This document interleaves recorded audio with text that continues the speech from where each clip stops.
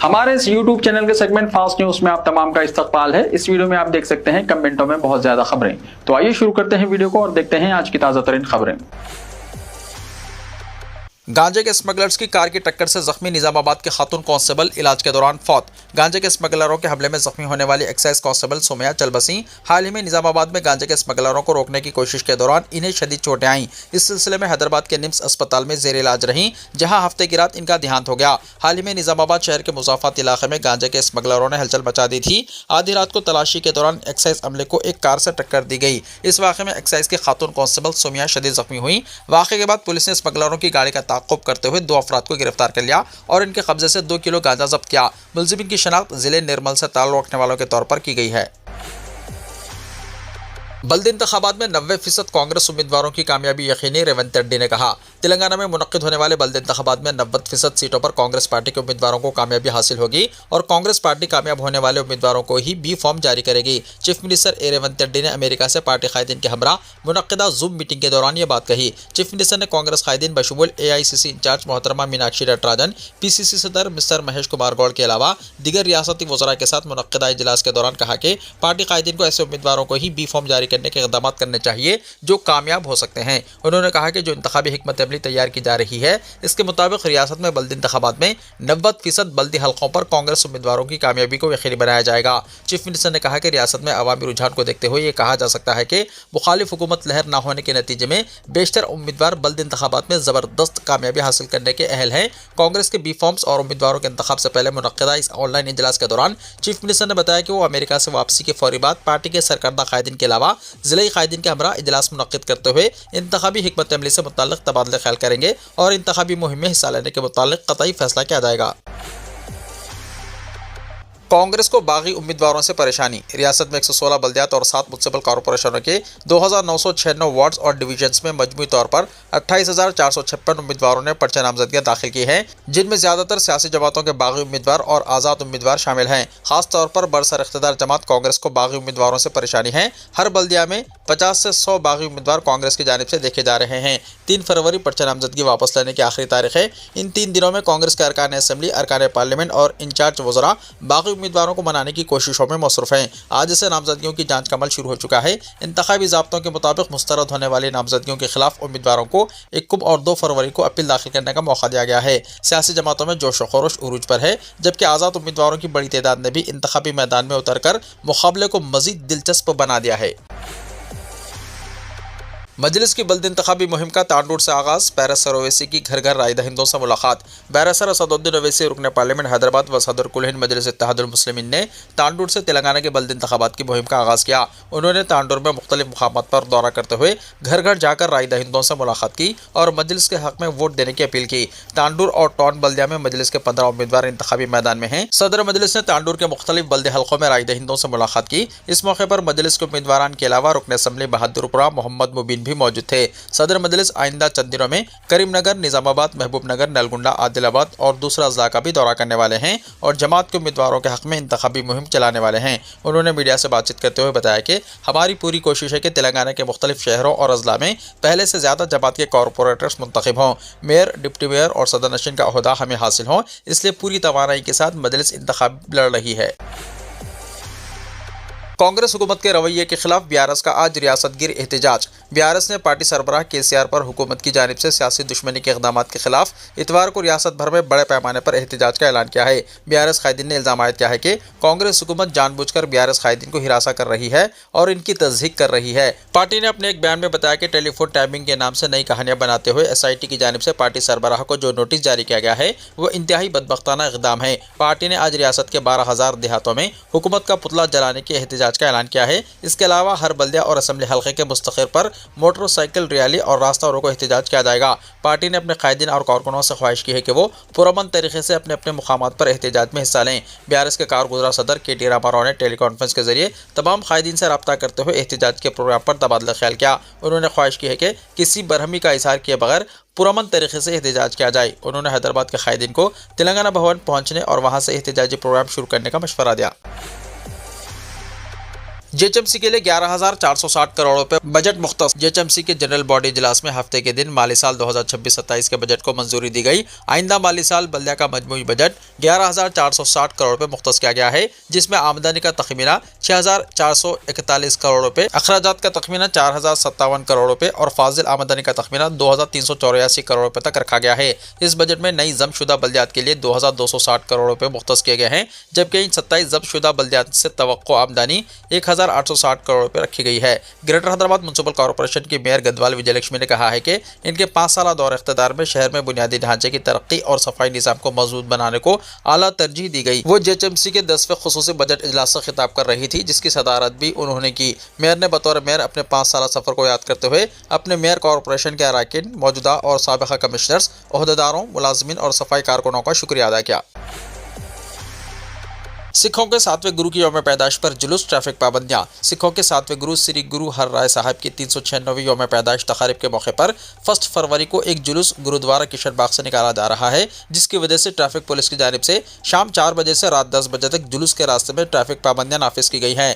जुलूस गुरुद्वारा साहब 9 नंबर से शुरू होगा और वापस गुरुद्वारा किशन बाग पहुंचेगा। इस मौके पर बहादुरपुरा से चिंतलमेट जाने वाली ट्रैफिक का रुख दूसरे रास्तों पर मोड़ दिया जाएगा। राहगीरों से अपील की गई है कि वो सोशल मीडिया प्लेटफॉर्म के जरिए ट्रैफिक पुलिस की हिदायत पर नजर रखें। समेत ग़िज़ा से हॉस्टल की कई तालिबात की तबीयत बिगड़ गई। ज़िले वनमपत्र के कुत्ता कोटा BC हॉस्टल में जुमे की रात खाना खाने के बाद समेत ग़िज़ा की वजह से कई तालिबात की तबीयत बिगड़ गई। हॉस्पिटल में शरीक करवाई गई 150 तालिबात में से 15 तालिबात ने अचानक उल्टियों और पेट दर्द की शिकायत की, जिसके बाद हॉस्टल अमले ने फौरी तौर पर इन्हें बेहतर तिब्बी इमदाद के लिए वनपत्री ज़िले हॉस्पिटल मुंतकिल किया। हॉस्पिटल में फौरी इलाज के बाद तालिबात की हालत अब खतरे से बाहर बताई जा रही है। वाक़े की इत्तला मिलते ही अवामी नुमाइंदों के साथ जिले कलेक्टर आदर्श सूरभी ने हॉस्पिटल पहुंचकर सूरत हाल का जायजा लिया और मुतासरा तालिबात से मुलाकात की। हफ्ते की सुबह डॉक्टर ने तालिबात का दोबारा मुआयना किया, जिसके बाद अब इन्हें एम्बुलेंस के जरिए वापस हॉस्टल भेजने के इंतजाम किए गए। गले में मैसूर भजिया फंस गया, दम घुटने से एक शख्स फौत। हैदराबाद में वाक़या। शहर के मधुरा नगर पुलिस स्टेशन के हुदूद में एक अफसोसनाक वाक़या पेश आया, जहां मैसूर भजिया गले में फंस जाने की वजह से दम घुटने से एक शख्स की मौत हो गई। रहमत नगर SPR हिल से ताल्लुक़ रखने वाला दासरी रमेश 45 साल पेशे के एतबार से लारी ड्राइवर था। जुमेरात की आधी रात तकरीबन 1 बजे के वक्त यूसुफगुड़ा श्री कृष्णा देवरिया नगर के करीब एक टिफिन सेंटर से इसने मैसूर भजिया खरीदा और वहीं पास बैठकर खा रहा था कि अचानक भजिया इसके गले में फंस गया। सांस लेने में दुश्वारी की वजह से वो तड़पता रहा और मौके पर ही फौत हो गया। जुमे के रोज मुकामी लोगों ने पुलिस को इत्तला दी। पुलिस मौके पर पहुंची तो देखा कि रमेश की मौत हो चुकी है। ये तमाम मनाजिर CCTV कैमरों में कैद हो गए थे। मतूफी का आबाई मुकाम आंध्र प्रदेश बताया गया है। पुलिस ने लाश को बाद पोस्टमार्टम वोरसा के हवाले कर दिया। मरकजी बजट में तेलंगाना के साथ इंसाफ रिसानी पर जोर, वजीर पूनम प्रभाकर का बयान। मरकजी बजट में तेलंगाना को नजरअंदाज ना किया जाए, बल्कि रियासत के साथ इंसाफ को यकीनी बनाने के इक़दाम किए जाएं।